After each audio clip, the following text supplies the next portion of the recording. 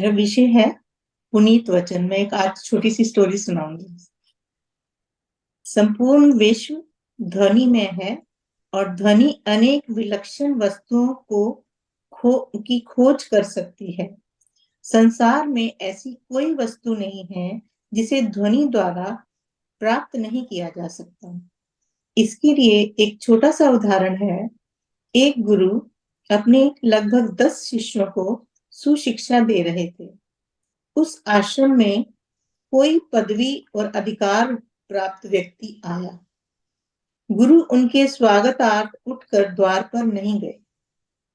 उस व्यक्ति को पदवी और अधिकार प्राप्त होने के कारण ये अपमान प्रतीत हुआ और उसने सीधे कक्षा में जाकर शिक्षक से पूछा, तुमने मेरी परवाह क्यों नहीं की?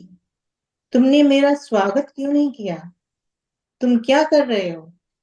शिक्षक ने कहा, मैं बच्चों को कुछ अच्छी शिक्षा देने में व्यस्त हूं।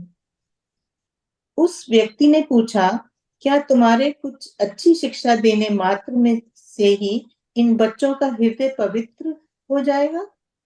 शिक्षक ने कुछ साहस एकत्रित कर कर कहा, हाँ, मेरे द्वारा दी गई शिक्षा से उनके चित्त परिवर्तित होने की पूर्ण संभावना है।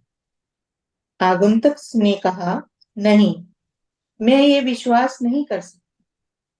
शिक्षक ने उत्तर दिया, इसका तात्पर्य है कि आपको इसमें कोई विश्वास नहीं है, किंतु केवल इसलिए ही मैं इन बच्चों को सुशिक्षा देना नहीं छोड़ सकता।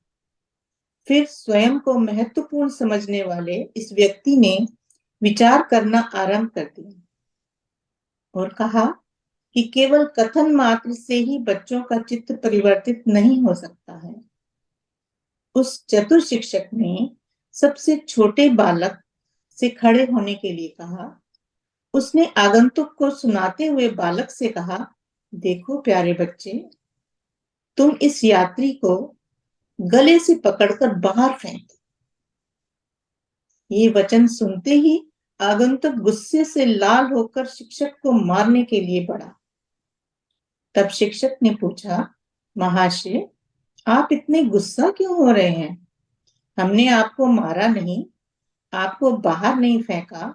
मैंने इस बालक से जो वचन कहे, केवल उसी से आपको क्रोध आ गया। आप तो इसमें विश्वास नहीं करते कि केवल कथन मात्र से ही चित्त परिवर्तित हो जाता है।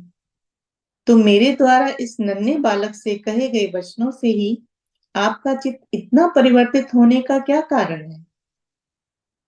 अतः ये कहना नितांत अनुचित है कि केवल कथन मात्र से ही आप चित्त परिवर्तित नहीं कर सकते। केवल वचनों से ही आप उत्तेजित हो सकते हैं। केवल वाणी द्वारा ही आप स्नेह बढ़ा सकते हो।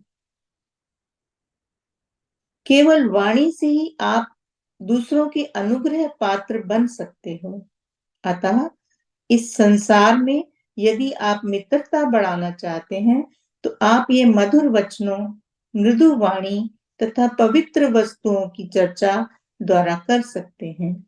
इसके विपरीत यदि आप कटु या पीड़ादायक वचन बोलोगे, तो इस विश्व में आप मित्रता का विकास नहीं कर सकते। धन्यवाद।